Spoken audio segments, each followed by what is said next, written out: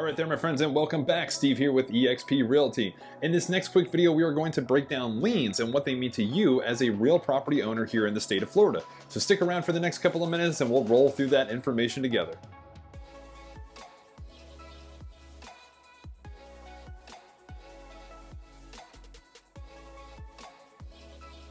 All right, my friends, yes, as always, thanks for tuning in, checking out what I have to say in these videos. So yes, as previously mentioned, how liens affect you as a property owner here in the Sunshine State. So essentially, what is a lien? Well, a lien is a form of security interest granted over a property to secure the payment of debt, a performance of service, or some other type of obligation. Liens are typically recorded by the clerk of circuit court in the county in which the property is located. Now, liens can be classified into two different groups. They can actually be classified as involuntary or voluntary. Voluntary are liens that the owner themselves place against the property. An involuntary lien is created by law to protect the interest of people that have valid monetary claims against the owner of real property. A couple different examples of voluntary liens are as follows. Probably the most common, which is a mortgage lien, or otherwise there is a vendor's lien. Now, a mortgage lien is created when you go to the mortgage lender and ask to take out a loan for to buy a house. Basically, you are going to sign a document in the closing process that states a lien is being created against that property and will only be relinquished once you pay off that debt to the mortgage lender. Now, if in the event you default on paying back that debt, the lender can actually go in and sell off your home to satisfy the debt or the lien on that property. The second example is a vendor's lien. So if a buyer of real property is unable to produce the full amount of a down payment against a real piece of property, the seller will frequently allow what's called a purchase money mortgage. The purchase money mortgage will actually be made up of the amount of money that the buyer was unable to produce. In most cases, a valid vendor's lien is enforceable by a foreclosure. A couple different examples of involuntary liens are as follows.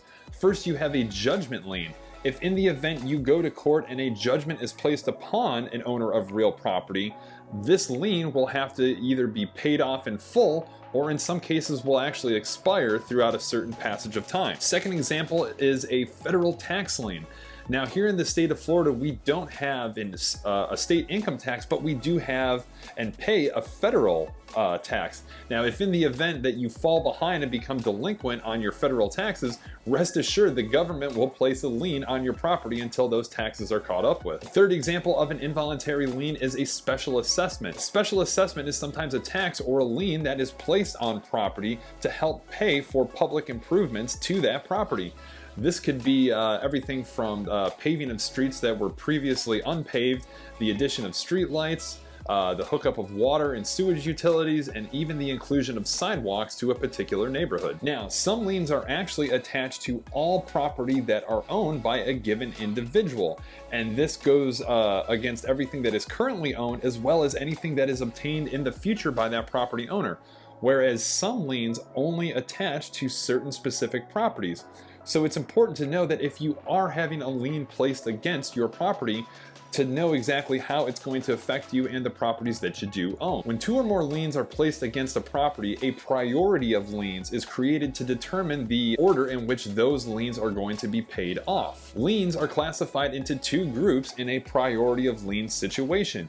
You have superior liens and then you have junior liens. Now, superior liens are going to take the priority of all other liens and must be relinquished first.